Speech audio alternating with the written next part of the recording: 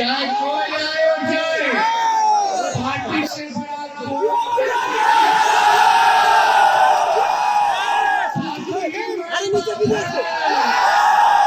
Party है तो सब है, पार्टी नहीं तो कोई।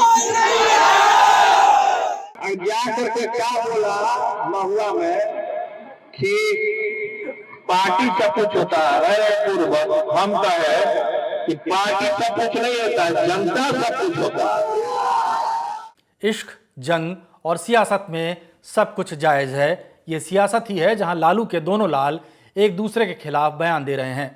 2 नवंबर को महुआ में जहां बड़े भाई तेज प्रताप चुनाव लड़ रहे हैं, तेजस्वी कहते हैं कि कन्फ्यूजन मत रखना, पार्टी ही सब कुछ है, तो उनके बगल में खड़े आरजेडी उम्मीदवार मुकेश रोशन की बाँछें खिल जाती हैं। कन्फ्यूजन नहीं रखने का मतलब साफ है, भाई का साथ नहीं, पार्टी का साथ देना। कोई कंफ्यूजन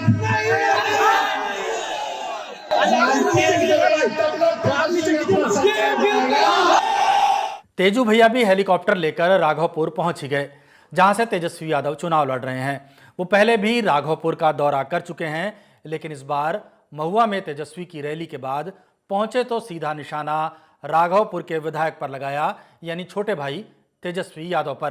5 साल में आपका विधायक डैम रहा, उसको राघोपुर में आना चाहिए, हेलीकॉप्टर उतार रहा महुआ में,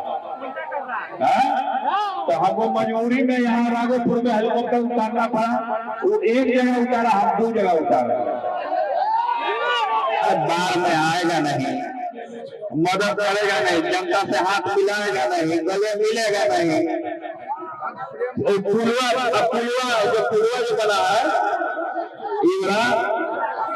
6 लाख वहीं पे आया, ऐसे से किया आप आ गया, ऐसे से किया आप आ गया। तेज प्रताप की पार्टी जनशक्ति जनता दल का चुनाव चिन्ह ब्लैक बोर्ड है।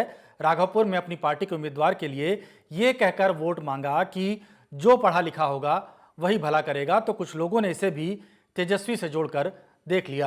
प्रेम जी जो है प्रेमी आदमी, पढ़ा लिखा नौजवान है, एजुकेटेड है, जो पढ़ा लिखा नहीं होगा वो राघवपुर का भला क्या करेगा। तेज प्रताप यादव को इसी साल मई में सोशल मीडिया पर विवादित तस्वीरें डालने के बाद आरजेडी से निकाल दिया गया था। उसके बाद उन्होंने नई पार्टी जनशक्ति जनता दल बनाई। महुआ में तेज प्रताप यादव का मुकाबला मुकेश रोशन से है, जो मौजूदा विधायक भी हैं। तेज प्रताप 2015 में इस सीट से चुनाव जीते थे, लेकिन 2020 में उन्हें समस्तीपुर जिले की हसनपुर सीट पर भेज दिया गया। वहीं राघवपुर आरजेडी का गढ़ रहा है। यहां तेज प्रताप यादव के उम्मीदवार प्रेम कुमार भी यादव ही हैं। तेज प्रताप बड़े भाई हैं, लेकिन लालू यादव की विरासत तेजस्वी को मिली। इसके बारे में लंदन टॉप के नेता नगरी शो में इंडियन एक्सप्रेस के senior assistant editor Santosh Kumar ने भी विस्तार से बताया था, वो आपको सुनाते हैं। सबसे ज्यादा मतलब वैभव का आनंद लगा कि तेज प्रताप ने लिया, और जब तेजस्वी दिल्ली चले जाते हैं तो ये फिर अकेले हो जाते हैं, उसका आनंद हो जाता है। फिर इनका बाइक से लव हो जाता है और बहुत तरह के प्रैंक्स करते हैं। श्याम रजक ने शायद एक बार इनको थप्पड़ भी मार दिया था, क्योंकि एक बड़े नेता के साथ इन्होंने बदतमीजी की थी। और एक बार एक पत्रकार को बैट से उन्होंने मार दिया था। तो एक बार कैमरा ऑन रिकॉर्ड मुझे बोल दिया था, अशोक सिन्हा हमारे फोटोग्राफर हुआ करते थे, वो कहीं और किसी के लिए काम करते हैं अभी, तो उनका कैमरा तोड़ दिया था। तो इस तरह के वाकया होते रहते थे। लालू जी परेशान हुआ करते थे, कुछ सूत्रों में रिलीज करते थे कि चलो यार बचकाना है, फिर कहते थे कि यार समझाओ। तो जब जर्नलिस्ट जाते थे सीएम हाउस कवर करने के लिए, बड़े सावधान रहते थे कि ये क्या करेगा। बहुत ही अनप्रेडिक्टेबल चाइल्ड था।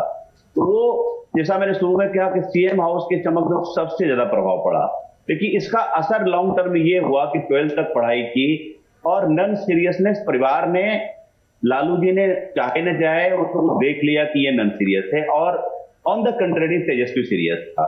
तो तेजस्वी 10 में देखिए दोनों भाइयों की कैसे पॉलिटिकल ट्रेजेक्टरी बनती है वो समझाता हूँ, बड़ा इंटरेस्टिंग है। 10 में तेजस्वी पहली बार आता है दफ्तर, आरजेडी के दफ्तर में आता है बीर चंद पटेल पद पर। 2 मिनट के लिए बोलता है, फुल स्लीव शर्ट पहना हुआ है, पैंट पहन के, लंबा ये बहुत लंबा तो नहीं लेकिन एक गोला पतला टिकता गठीला बदन का एक लड़का आता है। पहली बार मीडिया के सामने लोगों को पता चलता है कि यही तेजस्वी है, और एक पॉलिटिकली करेक्ट 2-3 सेंटेंस की समाजवाद के बारे में, वो किस प्रकार की लड़ाई लड़ रहे हैं धर्मनिरपेक्षता के लिए, ये सब बोला और लालू प्रसाद बहुत ही गौरवान्वित होकर के पीछे से बेटे को सुन रहे हैं, तब तक तेज प्रताप को ये हनक नहीं हुआ कि ये पॉलिटिक्स में आ सकता है। 12 तक उसकी तैयारी तेजस्वी की शुरू हो गई थी, तो उसको 13 में जिम्मा दे दिया गया कि तुम यूथ फोर्स को गैल्वनाइज, तो फॉर्मली पॉलिटिक्स में आ जाता है।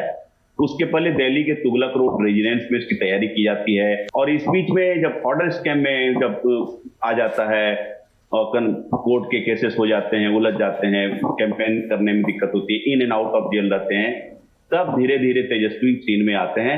15 तक एक तरह से कहिए वो कमान सौंप लेते हैं, पूरी तरह से तो नहीं, लेकिन आ जाते हैं, चुनाव भी लड़ते हैं और राघोपुर से वो जीतते हैं।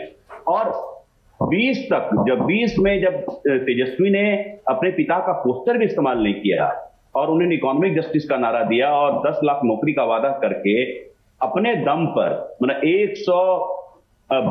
10 सीट ले आए महागठबंधन में, और मात्र 243 के हाउस में मात्र 12 सीटों की कमी थी, 12 सीटें और आती इनकी सरकार बन सकती थी। तो मैं ये कहना चाहता हूं कि 20 में ये निर्विवाद नेता बनता है। बिहार के विधानसभा चुनाव में लालू परिवार से सिर्फ तेजस्वी यादव ही आरजेडी की तरफ से चुनाव मैदान में हैं। राघोपुर में एनडीए ने सतीश कुमार को तेजस्वी के सामने उतारा है, वो भी यादव हैं। 2010 में वो राबड़ी देवी को हरा चुके हैं, लेकिन उसके बाद के 2 चुनाव में तेजस्वी ने उन्हें पटकनी दी। रही बात तेज प्रताप यादव की, तो वो इस बार आरजेडी नहीं, नई नवेली जनशक्ति जनता दल से किस्मत आजमा रहे हैं। 14 नवंबर को नतीजे बताएंगे कि तेज प्रताप यादव की हवा से आरजेडी को नुकसान पहुंचा या नहीं। हवा का जिक्र इसलिए क्योंकि जिस दिन लालू परिवार में पहला बेटा पैदा हुआ, उस दिन तेज हवा चली थी, आंधी चली थी, इसलिए नाम रखा गया तेज। अरे पंखवा को जनता की ओर घुमाओ, हमारा की ओर क्या घुमाया है?